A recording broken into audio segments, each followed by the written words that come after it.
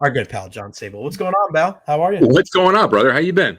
I'm doing well. I want to ask you before we talk some Shedeur stuff. I want to ask you about that with Jose Ramirez because you get that up there in Cleveland where it's, like we saw with Frankie Lindor's. You got to move him. You bring in Rosario and Jimenez, and now neither one of those guys are with the club anymore. But what's the thought process when it comes to a guy like Jose Ramirez? As far as his long term, is he going to stick? Because I am a little surprised that the Yankees or somebody else didn't try to do whatever it took to bring in, in my mind, a top 5, top 10 player in the game, a switch hitter, and just a guy that is I just love watching him play. So thoughts on players in Cleveland, and is there kind of a lack of love and commitment to the team because knowing that these guys can get moved, and also the Jose Ramirez situation? Well, that's a loaded question, Jay. We could talk an hour about that topic. I'll leave this. I'll keep it as short as I can because you don't have all day. Jose Ramirez is probably one of the most untouchable top 3 players in the history of Cleveland, and that will never probably get traded. Wow. LeBron would be there, and Jim Brown would be too. That's where they are in terms of respect, fan base.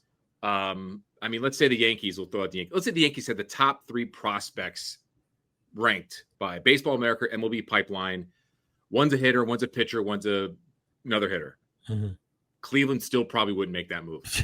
I'm not kidding, because after all of the moves that they have made, all of the backlash dating back 15 to 20 years of guys that have left for free agency, that being in a small market not to resign. And then you take a guy who arguably left $100 to $150 million left on the table just to stay with your franchise that no one expected him to do, who has no ego, who is the most normal, guy you'd probably go have a beer with, who everyone gravitates to, ownership, front office, people rave about, leadership. He is, in this day and age in sports, you don't see that often, ever. And that's why the mold was broken with him. And that's why I don't think he'll ever get moved unless he really was fed up with everything. And he's not. He loves it here. That's why he came, re-signed 3 years ago for the big contract and left $150 million on the table. He's probably the most underappreciated superstar in the game. No doubt. For a number of reasons.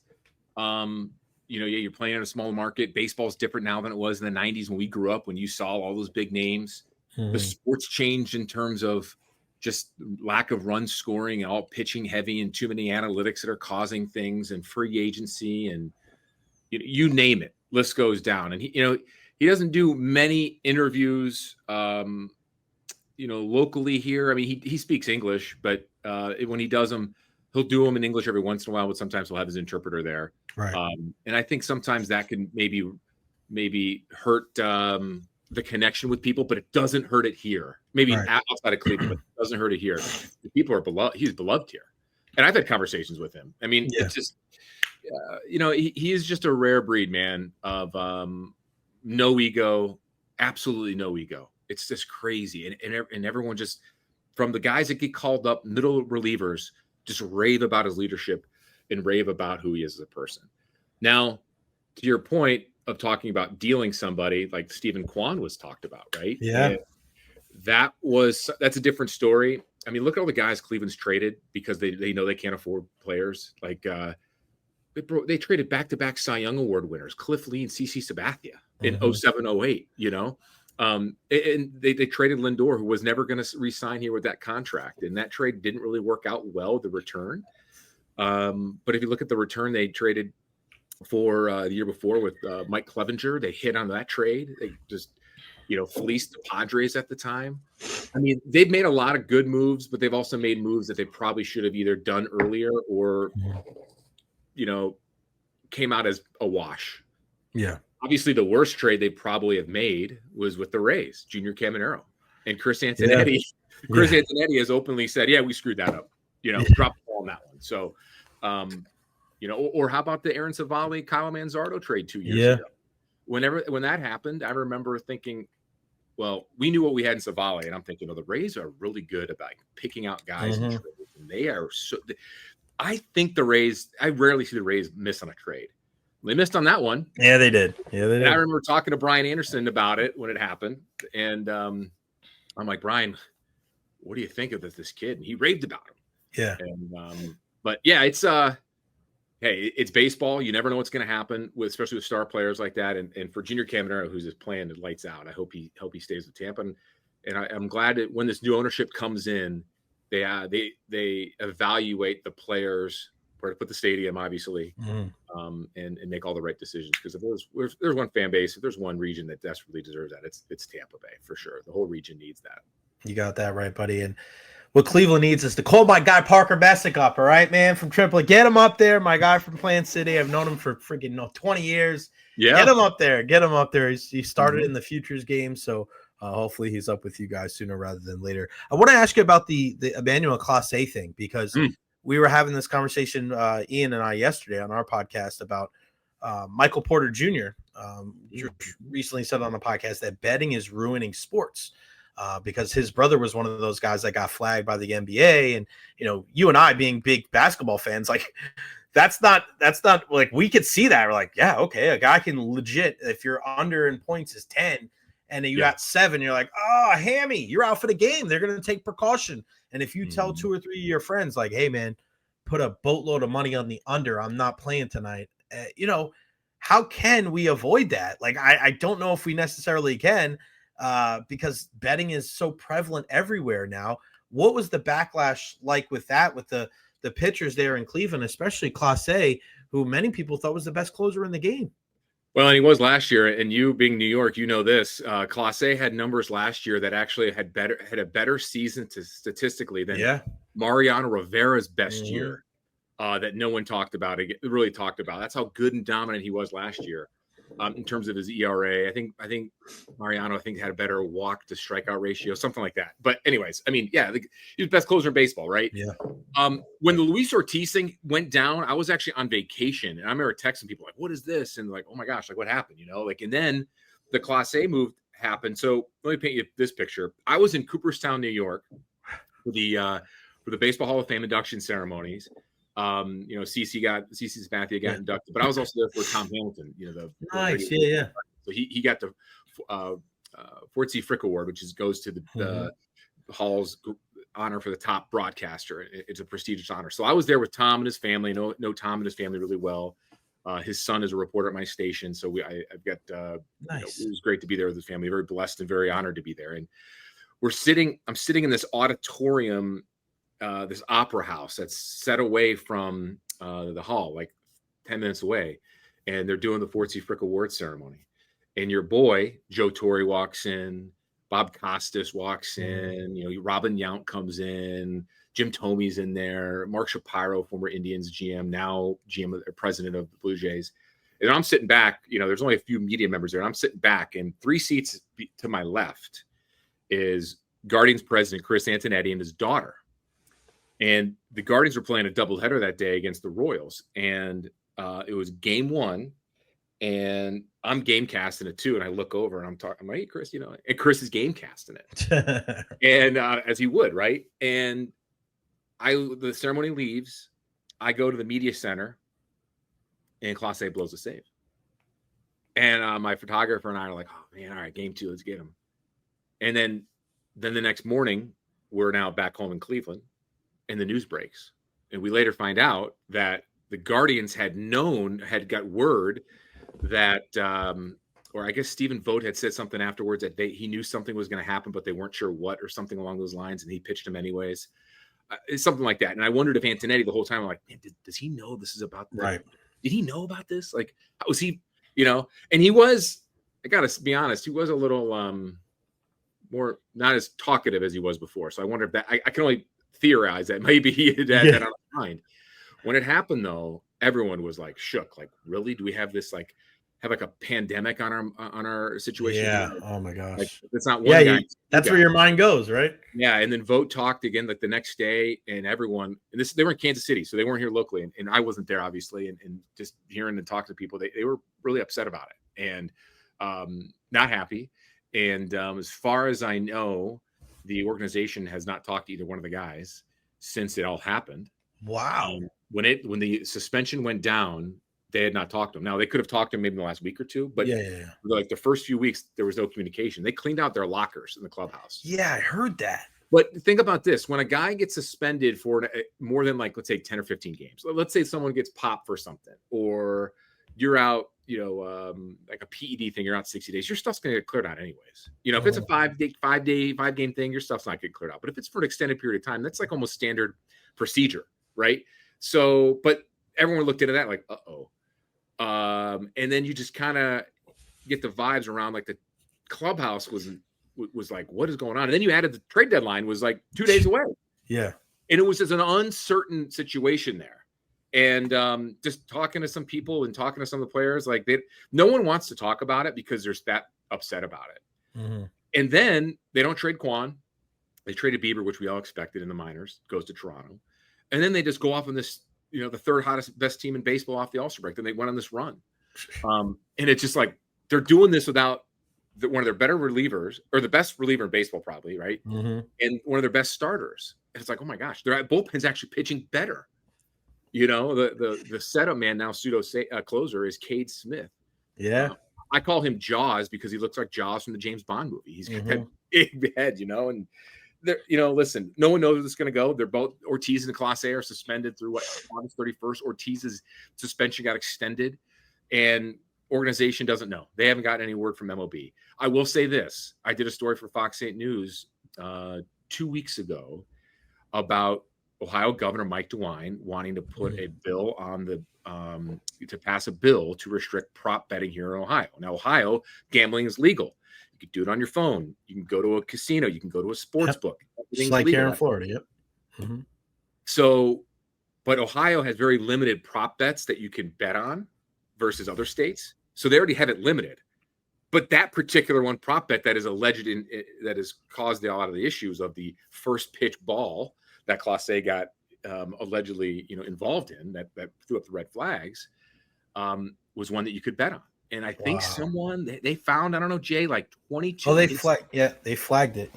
They flagged it. Mm-hmm. So Governor DeWine is trying to get this placed. So who knows how long it's going to take? Actually, I could tell you, it's a long process, just like any time you look at local government trying to make a bill become a law. It's going to take a while. So you're not going to get this resolved till after the baseball season at the earliest. So you're probably looking at potentially maybe December, January. So they're trying to limit this because of what happened with this MLB investigation. Ohio. So is Clase done in Cleveland, you think? I think if he is found guilty, Jay, I don't think he's done in Cleveland. I think he's done in baseball. Wow. That's crazy. I mean, I don't know how, think about it. How could a team bring you back with that? Yeah, but I'm just saying, like you say, and I have this conversation a lot, right? Where everybody's not treated the same, right?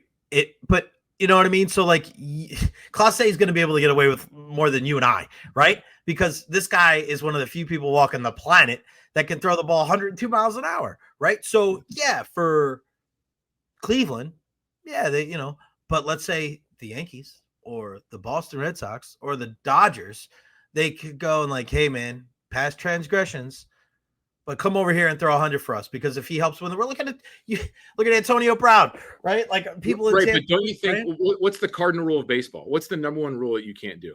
Well, if you can't bet on the game, I understand. Like if he gets suspended, but I'm saying if he's not suspended for life, right, and he's not on any type of list, because of how good he is, because he can throw the ball as hard as he can, and you compared him, and a lot of people last year, you're talking Mariano Rivera numbers. So will people look the other way, right? We had that conversation. We had that conversation about Wander Franco like months ago of all the terrible things that he was able to do. Would another team take a chance on him because he's so young and he's a switch hitting shortstop? Maybe, but they're not even going to let him back in the country, so we don't have to worry about that, right? For me, it comes to the list. Like, will he be on somewhat of a restricted list? He could be, and then we don't have to worry about that. But if at some point it's like, all right, well, he gets suspended. And he gets suspended for, let's say, 2 years.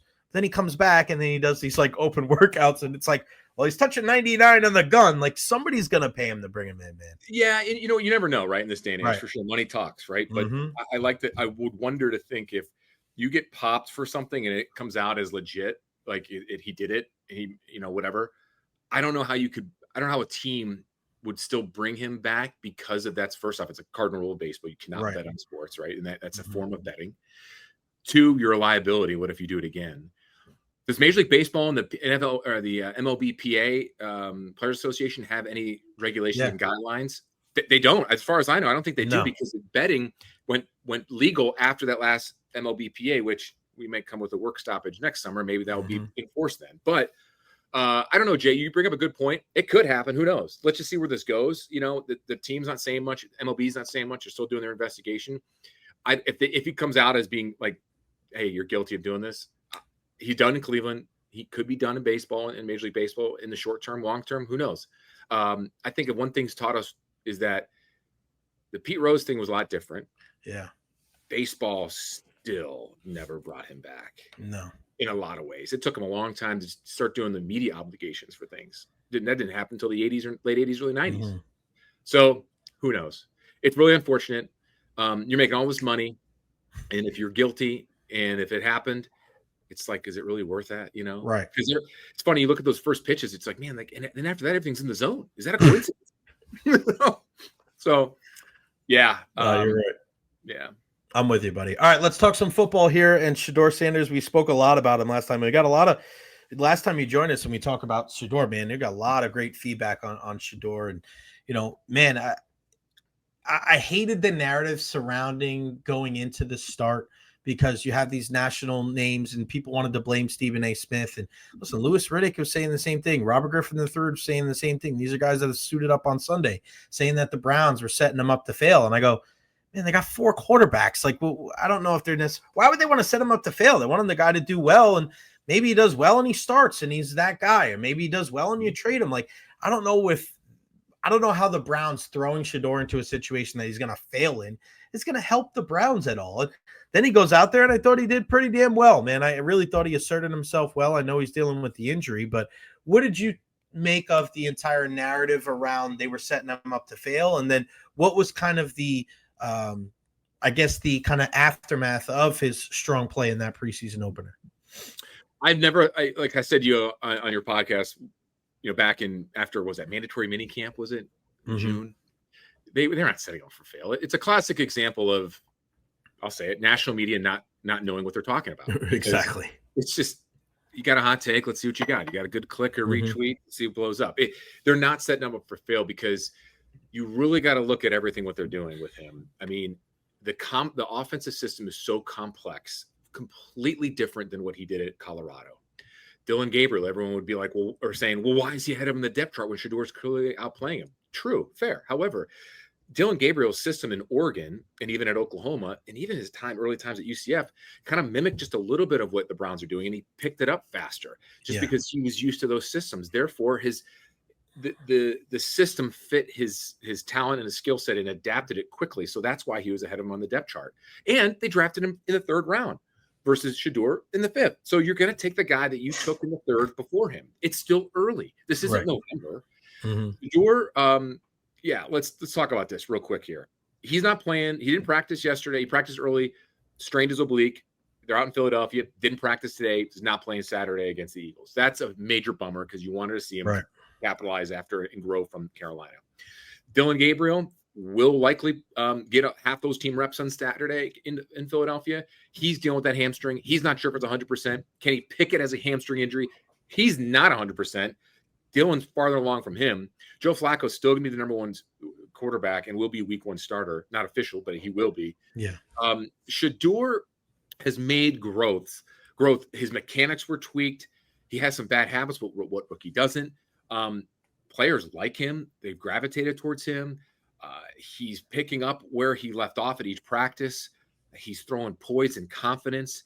There doesn't seem to be an ego with this kid for knowing what the media would like to portray, and with coming from a Hall of Fame popular dad and Dion, he just seems like he's like a likable, I would like to say always smiling type of kid. I mean, these guys just rave about him, and they rave about Dillon Gabriel as well.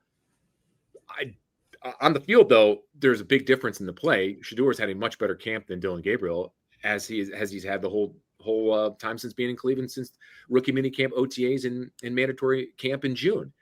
They're going to work him along slowly. They don't want to rush him. There's no reason to rush him when you have Joe Flacco there. There's a reason why Joe Flacco is not going to take any reps in the preseason. You don't need to get him hurt because you already have 3 other guys hurt. Right. You get the Rams next week here in Cleveland. Who knows to say what they're going to do. I fully expect Kevin Stefanski to make Flacco the starter probably next week for week 1, just to kind of, you got to start laying things out. Where does that line with the other 3 guys? We'll know that after Saturday, once Dillon Gabriel gets a lot of that action. We need to see him in live reps. You got to see what he can do. The biggest knock on him has been his size. When they go 11 on 11, Dillon Gabriel tends to struggle. 7 on 7, he thrives. The ball is better mechanics than Shedeur. It's crisper, but the accuracy is nowhere near Shedeur so far. Right. They think they can work with both quarterbacks on their weaknesses and really polish them up. They both feel that way.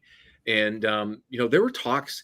There was a report last week that came out that after the Browns took Shedeur Sanders, teams were calling the Browns to try to trade Dillon Gabriel because they had him high on their list because you have so many quarterbacks. Let's see what you want for him. Miami was rumored to be the team that was going to take him before the Browns did, which is kind of interesting when you think of Tua and the Dolphin system. Yeah. The size, it's almost like the same guy in a lot of ways. So I think everything, they're going by design. The Browns have had a plan. They're sticking with the plan. They're not being swayed by one preseason game.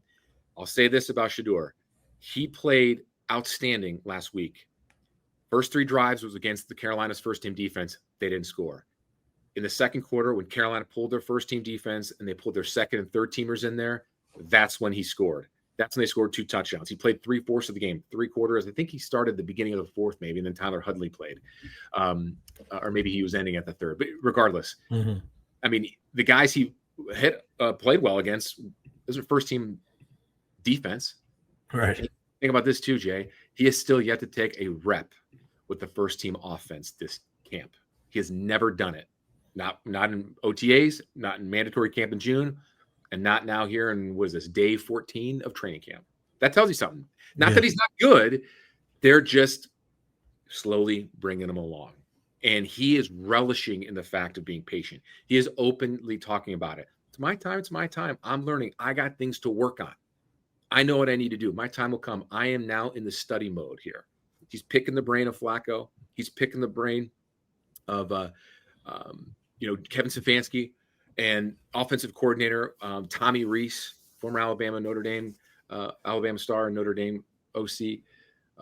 So he's taken a long time. Fans don't like it. It's Cleveland, man. This is quarterback since 1999. There have been 40 different starting quarterbacks. Oh my God. So you can understand the backlash, and then the national media will pick it up and be like, what are the Browns doing? You get it. I totally get it. But so far, so good. Before I let you go, man, Ohio State, how confident are you guys in the Buckeyes going into defending the Natty, brother? Jay, it's so hard to defend it, to repeat. I mean, last 2 teams in the last 25 years have done it. Georgia and Florida? Yeah. It's hard. Quarterback's going to be the key, obviously, for them. People are talking about the offensive line as being the strength. That was the weakness last year after all those injuries, and they still did well. Yeah. The defense, they've got a lot of new starters, but guys got a lot of rotational reps last year. They haven't named a starter. I think it's going to be Julian Sand, who was the number 1 recruit from Nick Saban. I think there'll be a playoff team. It just depends how far they go. It's so hard to repeat. The one thing is, this year in college football is wide open because Ohio State, I'll throw Texas in this, even though Archie Manning wasn't a starter because Quinn Ewers was there. But Ohio State, Georgia, Oregon, Texas, all have new quarterbacks. The only schools in that group that are predicted to do well, Penn State and Clemson, are the only ones that have returning quarterbacks, and that's huge. And Penn State's quarterback Drew Allers from Cleveland here. He played high school football with my nephew. I know him in the family, and it's going to be a good season. I think it'll be a playoff team. Obviously, I think they'll probably, when that's all said and done, they could repeat. They could come up short. I think they'll be, at best case, I think they'll finish in the Final Four of the playoff and see where they go. But it'll be a fun season, that's for sure. Can't wait USF and Ohio State in the national championship game. One of those days, buddy. You covered some interesting games over the years down here in the Bay Area. That's for sure. I mean, USF's trying to think. You and I arrived late after the BJ Daniels era. Yeah, right? We did. Yeah, we were a couple years late there when we both got to Tampa. Quentin Flowers, you were here for Quentin Flowers, right? Yep. Quentin Flowers, who else on that? Rodney Adams. Yeah, Marlon Mack. Marquez Valdez-Scantling. He's had a nice career in the pros. I remember doing a one-on-one Marquez Valdez-Scantling, his first training camp practice. And I remember going up to USF's SID, Brian Segrist. Is he still there, by the way? Yes, he is. Still running the show. Great SID, man. Yeah. And I'm like, hey, well, where's Marquez Valdez-Scantling? Because he transferred from NC State. Yeah. He's like, it's a dude with the tree trunks for thighs. And I looked and I'm like, oh my God, I've never seen a wide receiver with thighs the size of my torso. Yeah. That dude was cut. And I mean, we got here just as when Willie Taggart had the bus. Remember the bus? That's right, buddy. They had some pretty lean years and some good years, and that's program's coming up, man. And I think I want to say the head coach is a Cleveland guy, is he not? Alex Golish, is he a Cleveland guy? I don't know. He has a Cleveland connection. We got to look it up. I'll let you know. I'll let you know. But they have the hardest first 3 weeks in college football. They play home to Boise State, and then they go to Florida and go to Miami. That's tough, man. That's brutal. I looked it up. Crazy. He is an Ohio State guy. Okay, there we go. And he's from Columbus. He went to high school in Westerville Central High School in Columbus. There you go, buddy. We always have that Tampa Cleveland connection. John Sabol, the one and only. That's who we go to for our Cleveland news. We miss you down here. Give my love to your better half and the little ones, and we'll talk soon, partner. Thank you. Absolutely, Jay. Thanks for having me on, man. We'll talk soon. Thanks, buddy. The one and only.